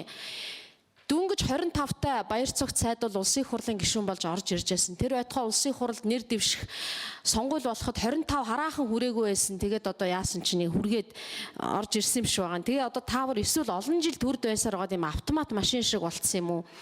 Толгой нь одоо уул нь бол энэ юун дээр гарын үсэг зурж ийн гэдэг бол хамгийн чухал зүйл. Гарын үсэг бол хамаагүй үед биш гэж би бодож байна.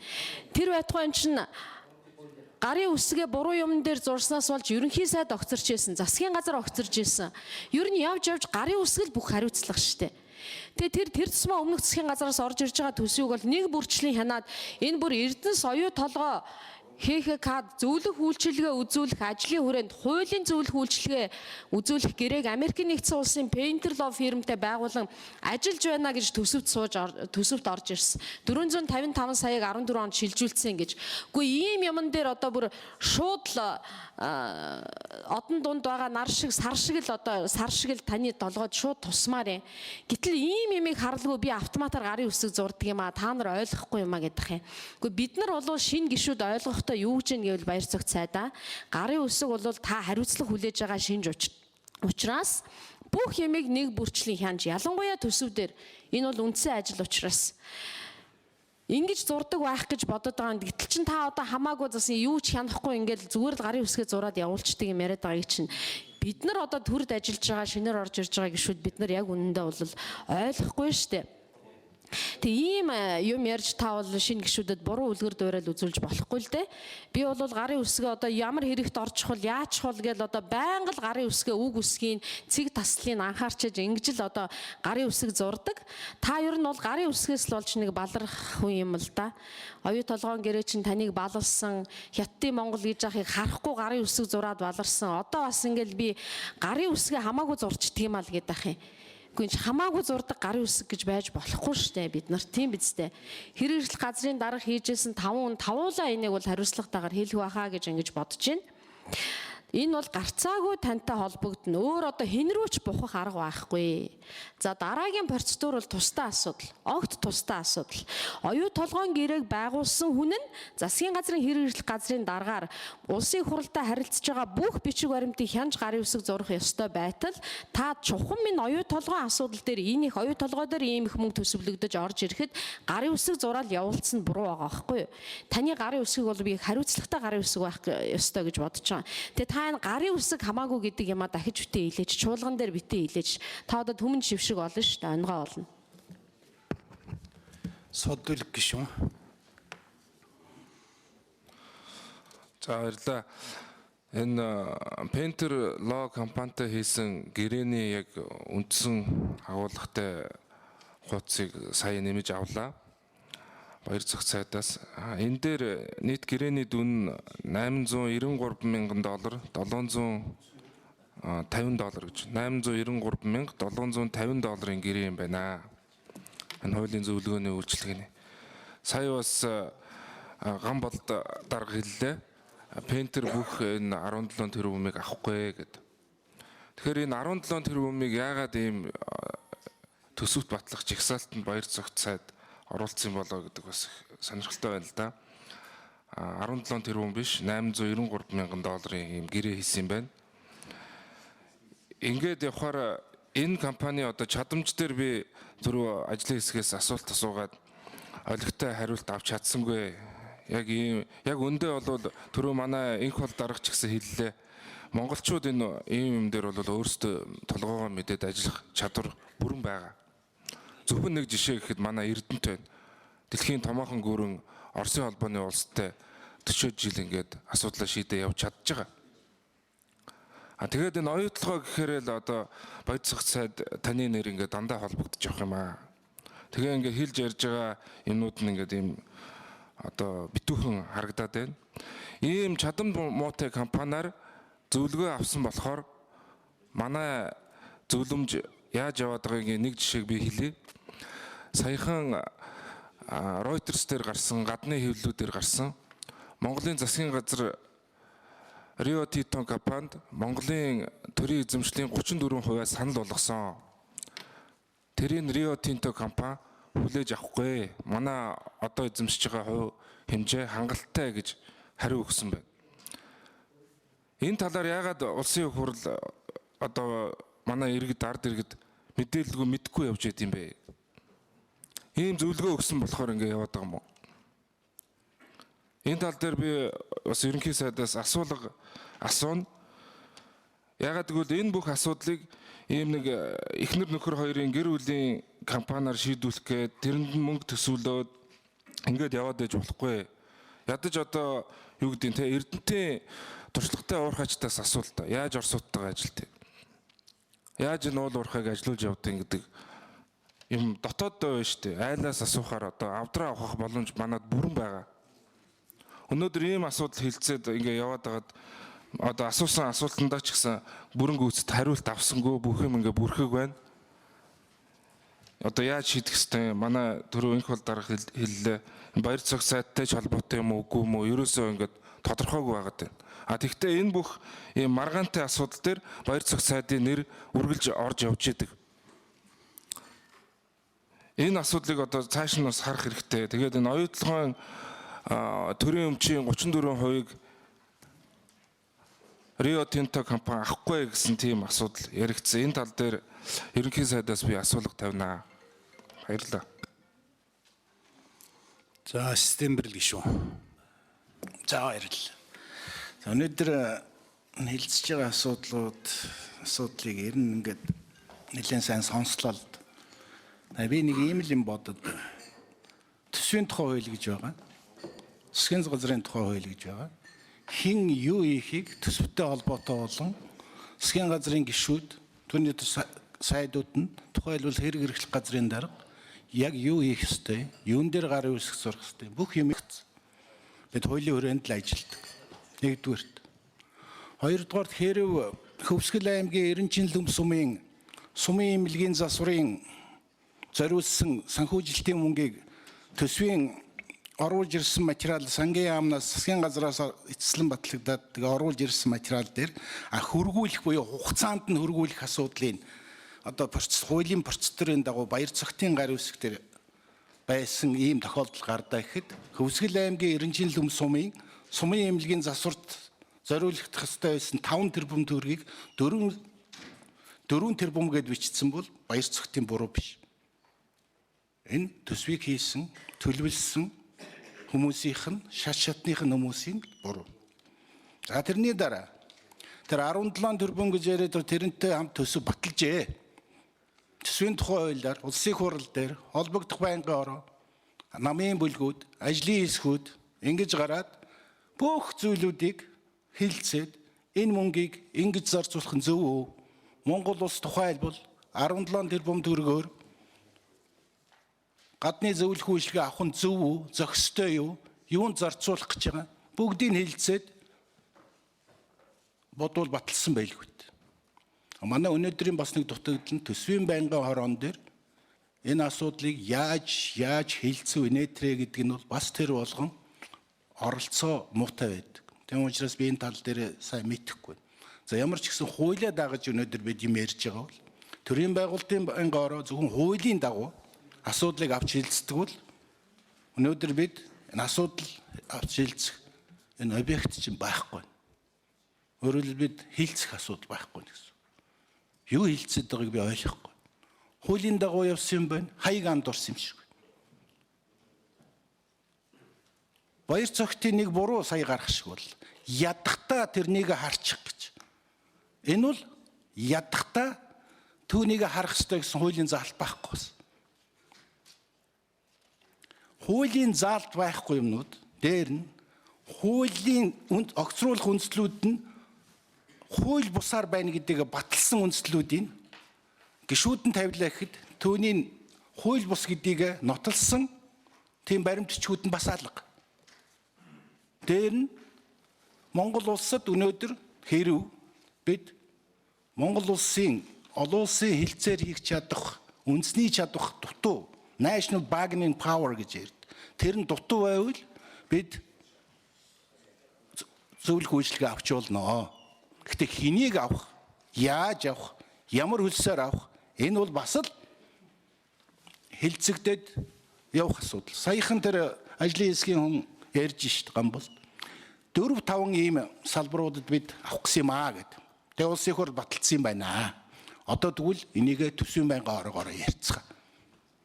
Төсвөө дахиж тоддох тэгвэл хуулиараа ийм л юм ярих. Төрийн байгуулалтын байнгын орон дээр гар үсэг зурсан өөрөөр хэлбэл ядахтаа хард зурхгүй яасан гэдэг асуудлыг хилцдэг ийм хуулийн дэг, хуулийн заалт байхгүй. За баярлалаа. Цог гишүүн. За, үгүй яг хоёр нь ойлгомжтой байна дөө. Чон өрөндөө үзье гэж ярьдаг шүү дээ. Тэр аваад үлдэх юм бэ?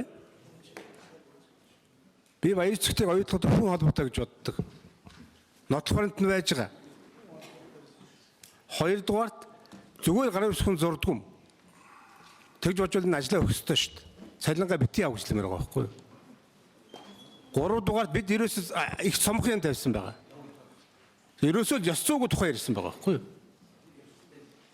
Гэхдээ энэ асуудал нь өөрөө цааш ямар гүнзгий холбоотой юу болсонд одоо манайхан гайхаж асуудал ярьж байна. Энэ зүйтэй. Энийг шалгахын дараачийн асуудал байх хэрэгтэй байхгүй юу? Энийг ялгахгүй хүн бол одоо сайн дэмбэршгэл ярина л да.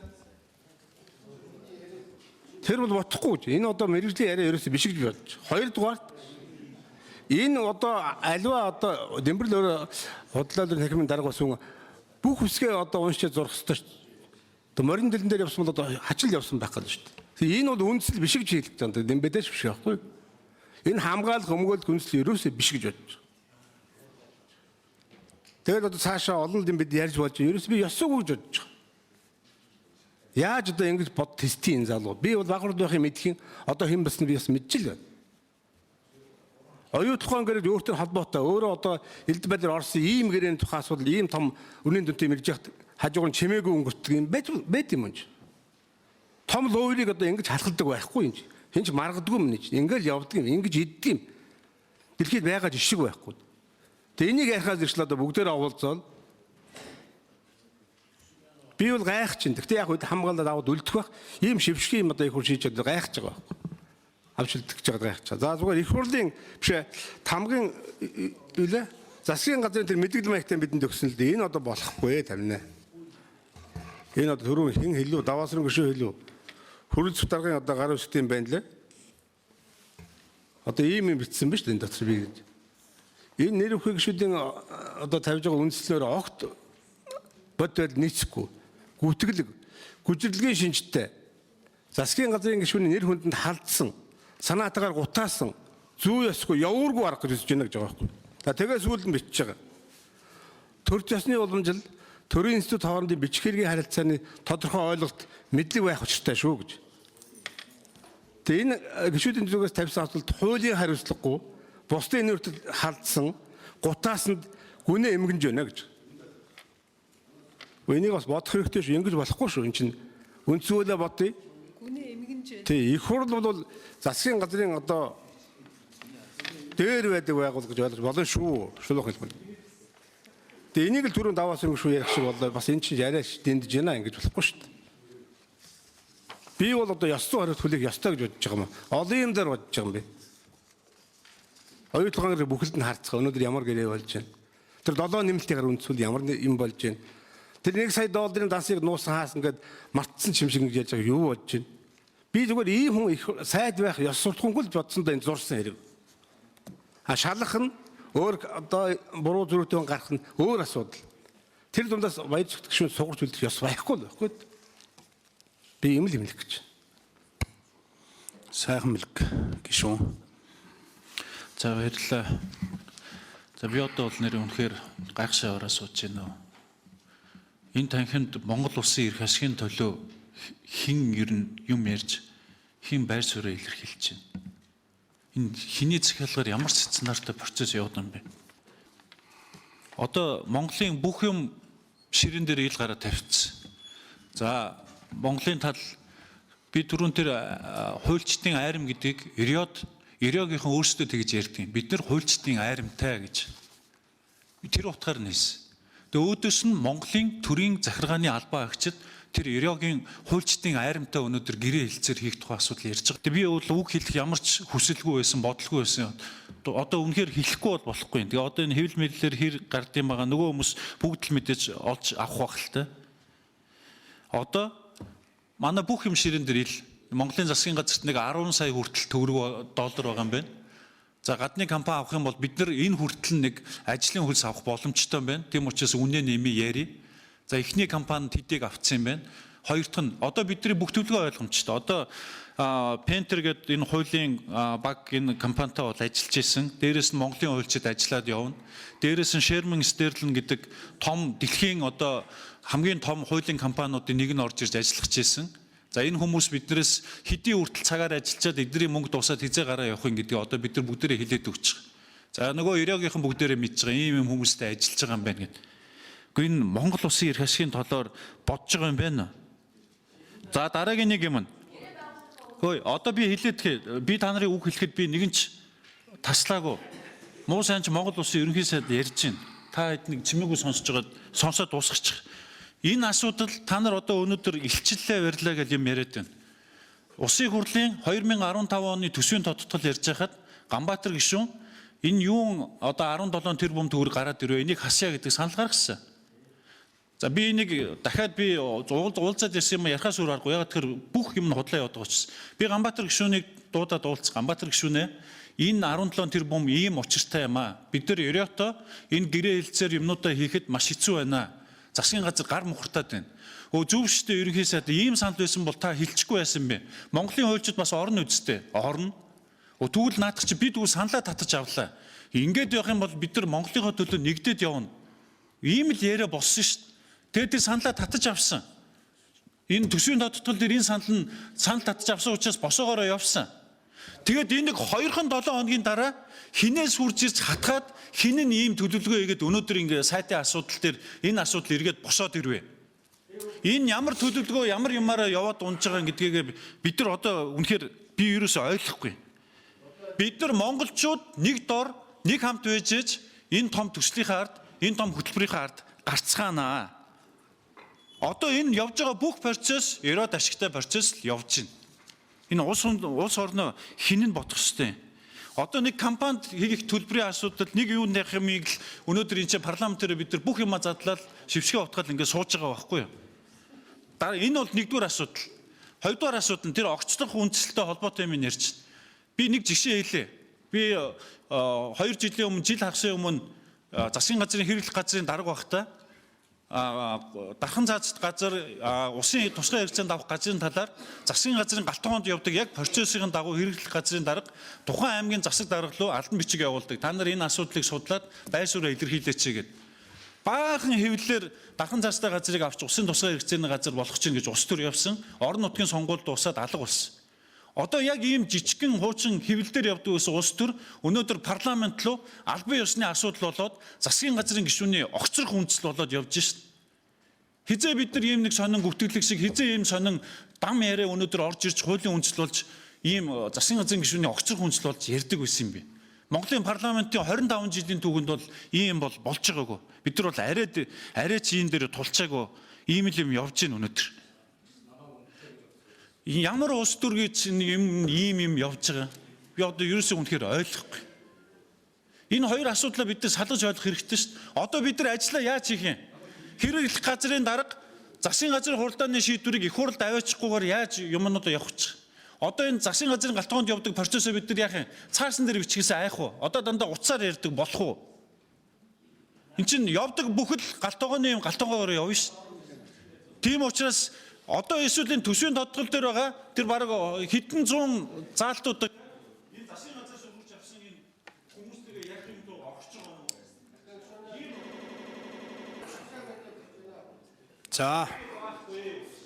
За ингээд үг хэлэх нэр аваад тэр дагуу одоо өгөө хэлээд дуусч байна. Ганбаатар гишүүн бол амжиж нэрийг өгөх учраас дэгд бол байхгүй байна. Нэгдсэн чуулган дээр та бол үгээ хэлэх боломжтой. За одоо санал хураалт явуулна. За гишүүдийн эрц байна уу? За эрц байгаа юм байна. За санал хураалтын томьёолыг та бүхэн танилцуулъя. Та сайн мэдж байгаа. Монгол Улсын засгийн газрын гишүүн, засгийн газрын хэрэглэх газрын дарга баяр цогтыг огцруулах саналыг дэмжиж гэсэн томьёолоор санал хураалт явуулна. За санал хураалт эхлэх гэж байгаа гишүүд санал хураалтандаа бэлдээрэй. За.